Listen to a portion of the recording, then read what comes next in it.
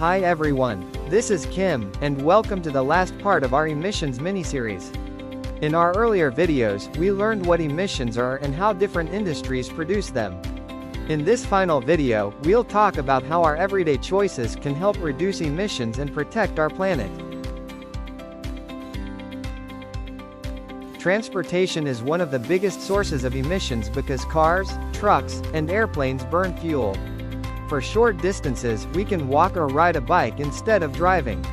We can also carpool with friends or family or use public transportation. These simple choices can help lower emissions. Engineers are always working to make vehicles more fuel efficient.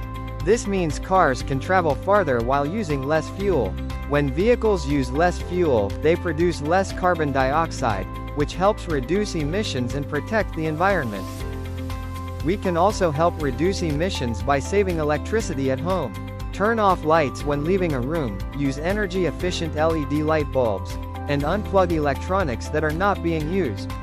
Running appliances like washing machines or dishwashers only when they are full can also save energy. We can make a difference at school or at work too. Turning off lights, computers, and equipment when they are not needed can reduce energy waste. Using less paper, sharing devices, and reminding others to save energy can also help reduce emissions. Our everyday habits matter more than we think. We can reuse items, recycle materials, and reduce waste whenever possible.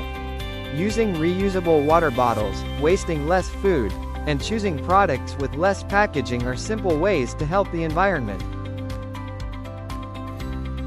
Reducing emissions is not just the job of governments or big companies. Every one of us can help by making smarter choices every day. So here's a challenge for you. What is one small change you can start today to help reduce emissions and protect our planet? Thank you, and I hope you enjoyed my video.